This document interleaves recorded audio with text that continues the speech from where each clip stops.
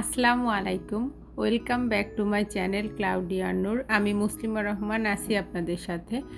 আজকে নিয়ে আসলাম আমাদের সবার খুব পরিচিত একটা তরকারি, রেখা বা কুশি, যে যে নামে ডাকে সেই তরকারিটা আজকে রান্না করে দেখাবো। সেই সবজিটা আজকে আমি এটা ভাজি করব।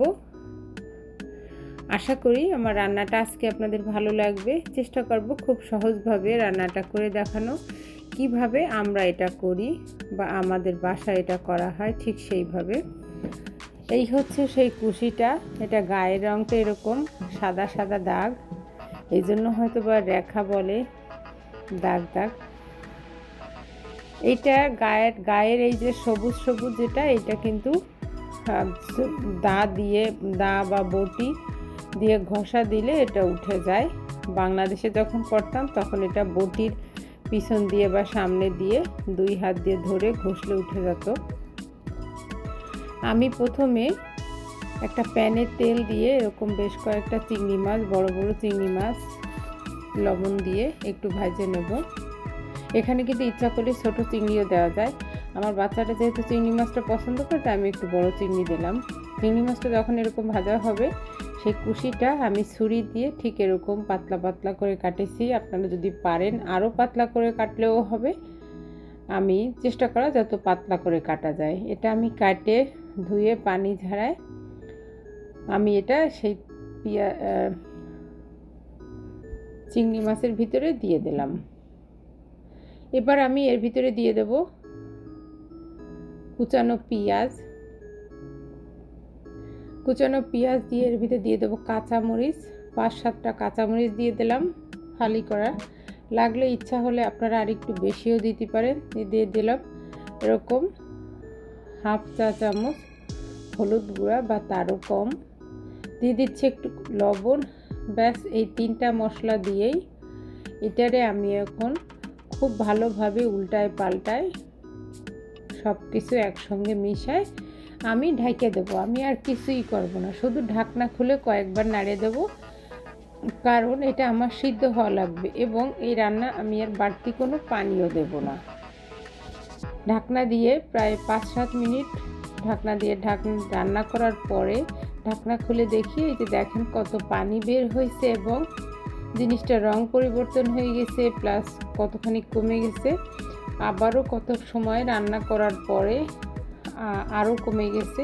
এবার আমি একটু চাপ দিয়ে দেখি, হ্যাঁ এটা সুন্দর সিদ্ধ হয়ে গেছে। এটা একেবারে ভর্তা ভর্তা কিন্তু সিদ্ধ হবে না। সিদ্ধ যখন হয়ে গেছে তখন আমি দিয়ে দিচ্ছি আমার আসল টুইস্ট।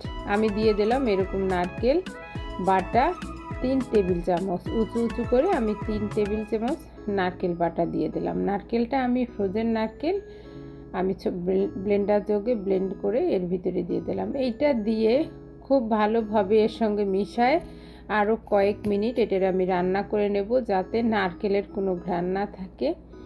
এবং এই সময় যে এত সুন্দর মজার একটা ঘ্রাণ আসতেছে আমার, এই পর্যায়ে রান্না শেষ। এখন দিয়ে দেবো একটা বাগার, দিয়ে দিলাম 2টা শুকনা মরিচ, তেলের ভিতরে দিয়ে দিলাম 3টা রসুন কোয়া এরকম লম্বা করে কাটা, দিয়ে দিচ্ছি কতটুকু পেঁয়াজ কুচি।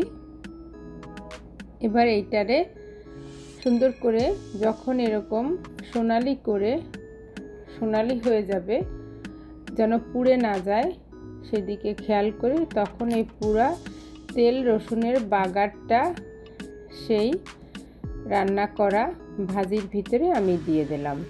দিয়ে এটারে আর 1 মিনিটের মতন সবার সঙ্গে পুরো সুন্দর করে মিশাই দিয়ে আমি চুলাটা বন্ধ করে দেব। আমার রান্না হয়ে যাবে।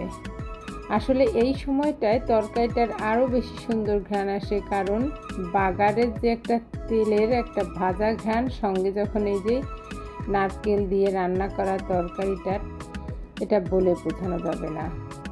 আমার রান্না শেষ হয়ে গেল, চুলা বন্ধ করে দিলাম। কি যে মজা! সাদা ভাতে এর কোনো তুলনা নাই। এটা হলে আর কিছুই লাগবে না। একবার এরকম করে রান্না করে খেয়ে দেখবেন কেমন লাগে, আমাকে জানাবেন। যদি রান্নাটা ভালো লাগে একটা সাবস্ক্রাইব করবেন। এতক্ষণ রান্নাটা ধৈর্য সহকারে আপনাদের দেখার জন্য সবাইকে অনেক অনেক ধন্যবাদ।